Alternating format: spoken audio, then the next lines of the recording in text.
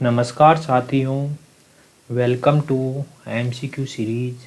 MCQ series का आज 36वां लेक्चर है, 36वां लेक्चर है। क्वेश्चन नंबर फर्स्ट है, गौतम बुद्ध द्वारा बौद्ध धर्म में दीक्षित किया जाने वाला अंतिम व्यक्ति निम्नलिखित में से कौन था? तो हमको पता है वह अंतिम व्यक्ति सुबुद्ध था। गौतम बुद्ध के द्वारा बौद्ध धर्म में दीक्षित किया जाने वाला अंतिम व्यक्ति सुबुद्ध था। ऑप्शन ए सही है। क्वेश्चन 2 है, विभिन्न दार्शनिक शाखाओं और उनके विभिन्न प्रतिपादकों के संदर्भ में निम्नलिखित में से कौन से युग्म सही सुमेलित हैं? ए है सांख्य, तो सांख्य दर्शन के प्रतिपादक है कपिल, सही है। योग दर्शन के प्रतिपादक है पतंजलि, सही है।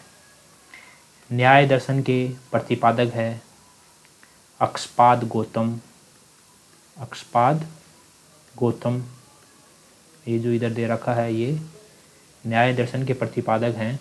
और वैशेषिक दर्शन के प्रतिपादक है उलूक कणाद। तो ये दोनों ही गलत दे रखे हैं, तो इसमें 1 और 2 सही हो जाएगा, बाकी 3 और 4 गलत हो जाएंगे। तो इसमें बी ऑप्शन हमारा सही हो जाएगा। इसमें बी ऑप्शन हमारा सही हो जाएगा।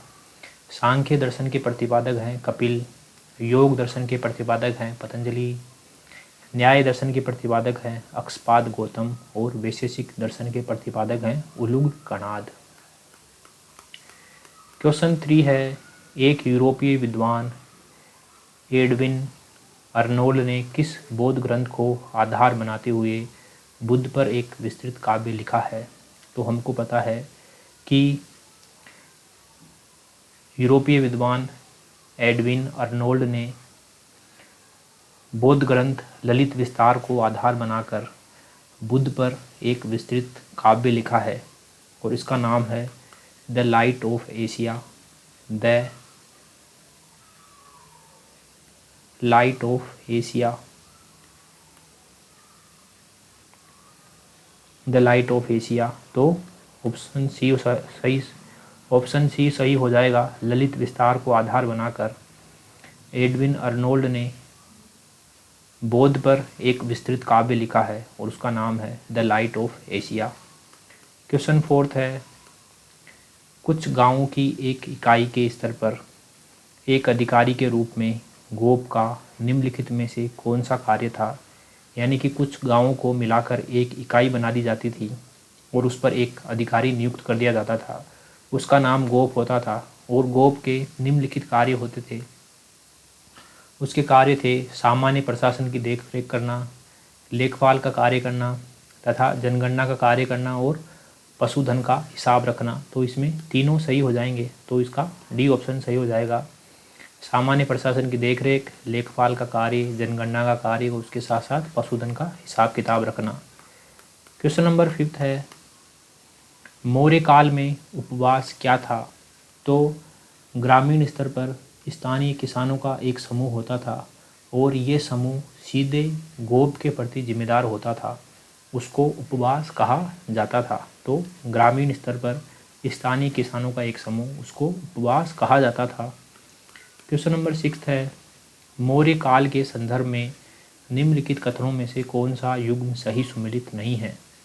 जो रॉन्ग स्टेटमेंट चूज करना है। तो छंदवासिनी, हमको पता है कि ऐसी विधवा स्त्री जो शादी ना करके, ऐसी विधवा स्त्री जो पुनर्विवाह नहीं करती और स्वतंत्र रूप से अपना जीवन जीती है, उसको छंदवासिनी कहा जाता है। और उसमें दे रखा है स्वतंत्र रूप से वेश्यावृत्ति करने वाली स्त्रियां, जो कि गलत है।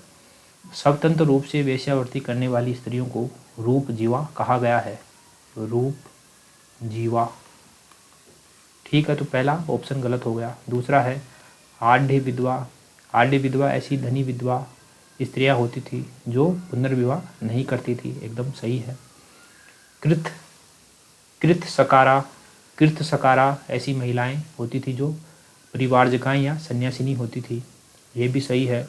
और अनिष्कासिनी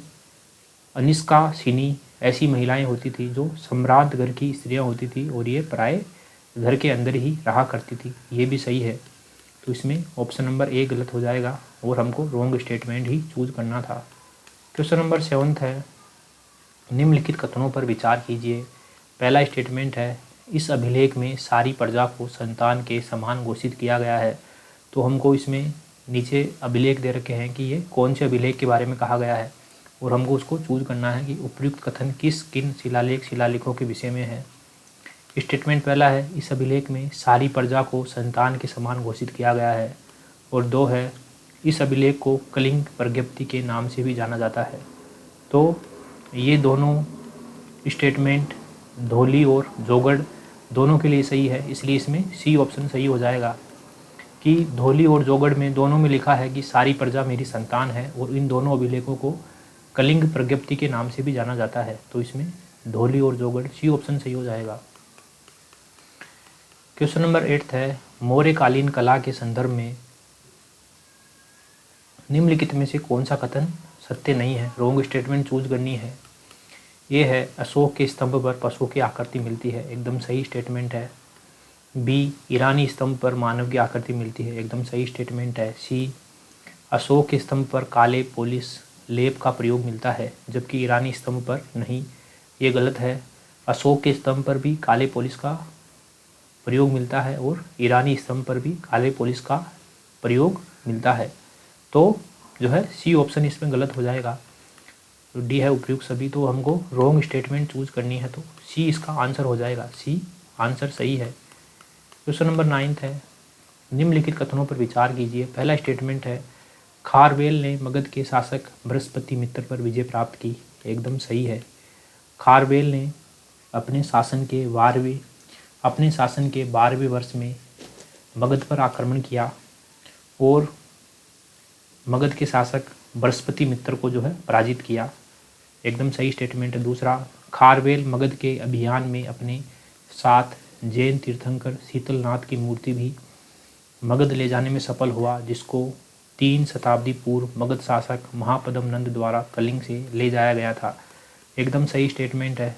जब खारवेल ने बृहस्पति मित्र को पराजित किया तो उसके बाद उसने मगध से शीतलनाथ की जैन तीर्थंकर शीतलनाथ की मूर्ति कलिंग लेकर आया मगध से, और ये मूर्ति 3 शताब्दी पूर्व कलिंग से महापद्म नंद जो है मगध ले गया था।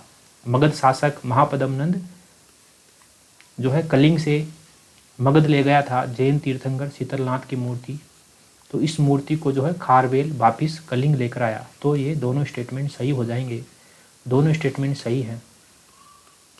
क्वेश्चन नंबर 10 है, निम्नलिखित में से किस शासक ने केवल तांबे के सिक्के ही प्रचलित करवाए। तो हमको पता है कि कुजुल कडफिसस ने केवल तांबे के सिक्के ही प्रचलित करवाए थे और कुजुल